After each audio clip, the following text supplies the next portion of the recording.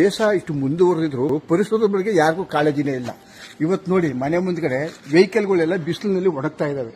ಒಂದು ಸ್ಕೂಟರ್ ಆಗಲಿ ಒಂದು ಬೈಕ್ ಆಗಲಿ, ಈಗ ಮನೆ ಮುಂದೆ ನೆರಳಿದ್ರೆ ಈಗ ಒಂದು ಹೊಂಗೆ ಮರ ಇದ್ರೆ ಎಷ್ಟು ತಂಪಿರುತ್ತೆ.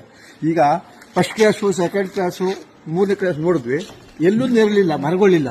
ಈಗ ಎಲ್ಲರೂ ಒಂದೊಂದು ಮುಂದೆ ಅವ್ರ ಮನೆ ಮುಂದೆ ಒಂದೊಂದು ಹೊಂಗೆ ಮರ ನೆಟ್ಟರೆ ಪರಿಸರನೂ ಚೆನ್ನಾಗಿರ್ತದೆ, ನೆರಳು ಇರುತ್ತೆ, ನಮ್ಮ ವೆಹಿಕಲ್ ಶೇಪ್ ಆಗುತ್ತೆ. ಈ ಕೆಲಸ ಯಾಕೆ ಮಾಡಬಾರ್ದು? ಈಗ ನೋಡಿ ನಮ್ದು 4ನೇ ಕ್ಲಾಸಲ್ಲಿ ಎಷ್ಟು ತಂಪು, ಎಷ್ಟು ಹವಾಮಾನ, ಎಷ್ಟು ತಣ್ಣಗಿದೆ.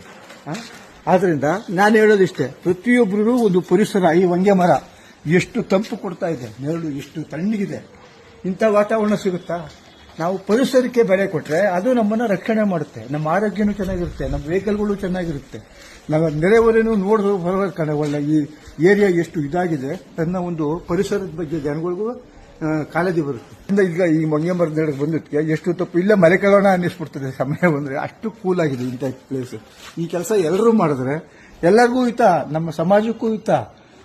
ನಮಗೆ ಮಸ್ಟ್ ನಮ್ಮ ವೆಹಿಕಲ್ ಶೇಪು ನಾವು ಶೇಪ್ ಆಗಿರ್ತೀವಿ. ಇವತ್ತಿಂದ ಅವರು ಪರಿಸರ ನಾವು ಮಾಡ್ತೀವಿ ಅಂತ ಬಂದ್ರೆ ಬೇಕಾದ್ರೆ ಗಿಡನೂ ಕೊಡ್ಸಕ್ಕೆ ವ್ಯವಸ್ಥೆ ಮಾಡ್ತೀನಿ. ನಮಗೆ ಎಲ್ಲರೂ ಮನೆ ಮುಂದೆ ಈ ತರ ಒಂದು ಹೊಂಗೆ ಮರ ನೆಟ್ರೆ ಇವತ್ತು ಎಷ್ಟು, ಈಗ ಈ ಮರನೇ ಉದಾಹರಣೆ ತಕೊಂಡ್ರೆ ಎಲ್ಲರ ಮನೆಯಲ್ಲೂ ಈ ತರ ಇದ್ರೆ ಎಷ್ಟು ತಂಪಾಗಿರುತ್ತೆ, ಎಷ್ಟು ಕೂಲ್ ಆಗಿರುತ್ತೆ. ಅದರಿಂದ ಎಲ್ಲರೂ ಪರಿಸರ ರಕ್ಷಿಸೋಣ, ಮರ ಗಿಡಕ್ಕೆ ಬೆಳೆಸ್ಕೊಂಡು ಇವತ್ತಿನ ಎಲ್ಲರೂ ಪ್ರಯತ್ನ ಪಡಲಿ ಅಂತ ನಾವು ಒಂದು ಆಸೆ ಪಡ್ತಾ